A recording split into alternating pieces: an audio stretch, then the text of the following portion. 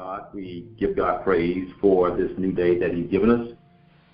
Truly, this is the day that the Lord hath made. We shall rejoice and be glad therein.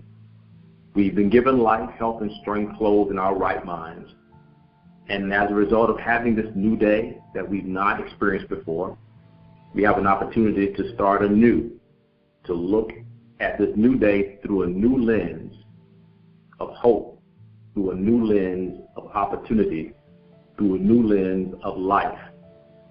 We have this opportunity that the Lord has given us by clothing us in our right minds to thrive on this new day, not letting the challenges of yesterday or of the past cloud or drag us down. But we have an opportunity to, because God has given us His grace and given us this new day, to seek, to look for the favor, look for the opportunity, look to the opportunity that He has provided, has already in store for us on this day.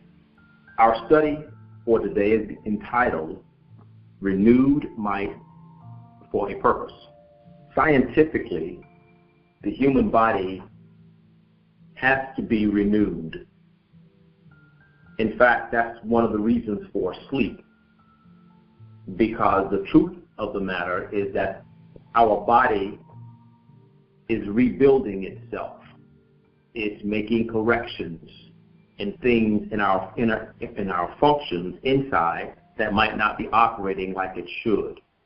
So the body is taking steps to rebuild, to restore, to refresh us. That's a part of the grace and part of the wisdom that went into creating the beings or these bodies that God has given unto us. And so with that being the case, that happens inside of us.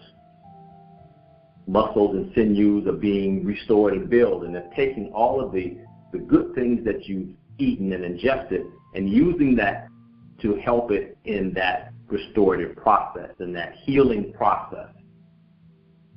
Even when we are doing things and we go beyond our limit, we have micro tears that happen in our muscles, and those micro tears are normal. It's a normal part of the process of how the body works. But the rest and the nutrition that we feed our body enables those micro tears, enables the body to take what it has inside and to begin to rebuild and restore. And when you really get into a good night's sleep, when the body has the adequate amount of sleep and rest, what the body is doing is having the adequate amount of period in which to rebuild. And when that happens, you tend to wake up. When you really had a good night's rest, you tend to wake up feeling renewed, feeling revitalized or stronger. Even before you start ingesting anything for the day, you just feel better. That's because the body's been working all night. It does not all the time you are at rest. It does not shut down. The body continuously does this. It uses those moments in which to restore us, and for us, it's a renewed look at life. So the idea then of having our might renewed for a particular purpose is not a new thing. It's a truth that applies to every human being, no matter what the ethics and values of a person may be. This is still grace that God extends to all of His creation. Today, it's quite normal to whine about what, complain about what, the conditions of the world, the conditions of a person's life. It's even encouraged, the notion of freedom of speech in this country. But even in society, it also suggests that it's not a good idea to complain or whine about the conditions of your life. And especially if you're not going to do anything about it. So it's one thing for someone to complain and to whine. It's quite another for someone to complain and to whine and then do something about it. What this thinking suggests is that you should play a critical role in enabling the change that you want to see in your life. Your contributions, in spite of the notion of complaining and whining, that you play a critical role in enabling the change that you want to see in the life around you, in your community, and in your life. But unfortunately, many only complain and whine, but have very little strength or energy to do anything more.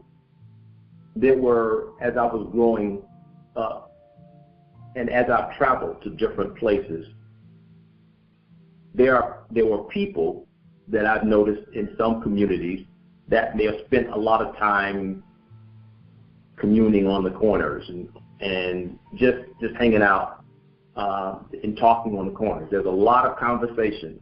And as I reflect back on it, there's a lot of complaining. There's a lot of whining. And I came to realize that to be there in the complaining and the whining is one thing to speak about it, but it's quite another to do something about it, to take steps to do something about it. So then it's a useless exercise to complain and to whine and to do nothing about it. In other words, for you not to decide that you have a major role in affecting the improvement of or the conditions of one's life. What I also learned, when there is a lot of complaining and whining, people believe that they have little strength or energy to do anything more, that they don't have any way of influencing or changing their circumstance. How can someone mentally get into a place where they are thinking this way or behaving this way? It's because of the thief. Jesus told us about this thief, but if you don't really pay attention, this thief can operate around a person's life or in a person's life without them even being aware of it. But Jesus said the thief, in St. John 10:10, he comes but to steal, to kill, and to destroy. But what is he killing, stealing, and destroying? One's life. He promptly robs these individuals because of their continuous negative expressions, because of their continuous words that are used about the conditions of their life and what they believe, what they're confessing, what they're choosing to decide is probable, is possible. And so he promptly robs them of the opportunity to make a difference. Because the speech, the complaining, and the whining is normally about what's possible. What in effect happens is that they're drained. They're drained effectively of the opportunity of what it allows them to do. They're drained of the victory. They're drained of being able to overcome the circumstance by the complaining and the whining. Whatever we speak about, we bring about. And what the Lord wants us to know is that if we learn to trust in Him, He will give us a fresh strength. He will give us a renewed might that will allow us to change that conversation, that will allow us to change that condition if we desire it to be changed, that will allow us to act contrary, to learn that in order for you to achieve, you have to act contrary to the forces that will resist you in making that achievement. That's how progress is made. That's how transformation occurs. You have to act in contrary to those forces that desire you to be the same, which means that you have to decide. It's a decision that you have to make. And the more you make the decision to act contrary or opposite of these forces, the more you begin to move forward, the more you begin to change, the more you begin to not allow your victory to be stolen. In order for us to continuously get this, we have to have renewed might for a particular purpose. Then what happens is that an inertia begins to build, momentum begins to build, and then it becomes a way of life. But we have to understand that our might has to be renewed, which means that we have to decide that we want to push against the inertia. We have to decide that we want to push against something that causes us to believe that our circumstance cannot be better. That means we push against many times the words that we even speak out of our mouth.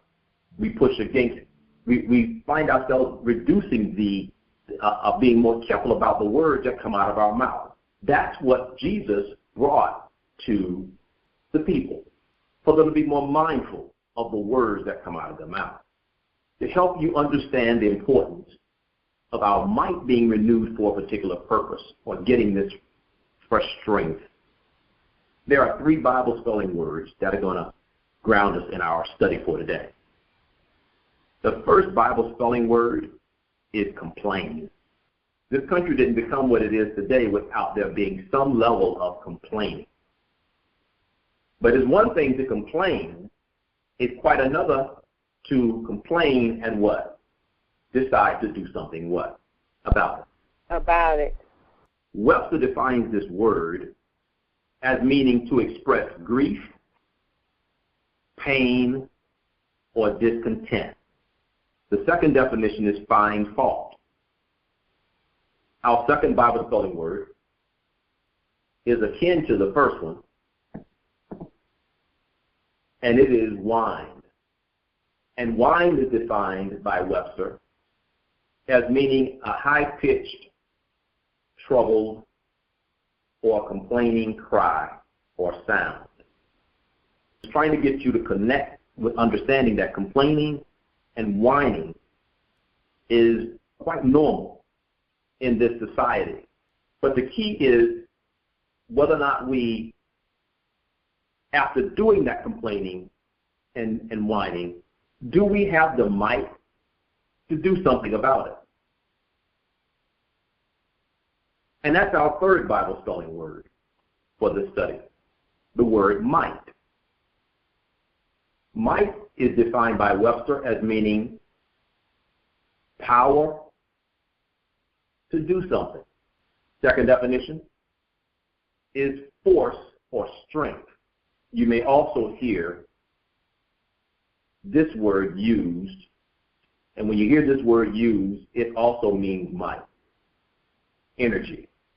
And that's our third definition for the word might, energy. Now, these last 2 definitions for the word might are the ones that we're going to really have a laser-like focus on for the study, because it's going to give us some insight to behavior. It's going to give us some insight to the decisions that we make relative to the complaint and the whine.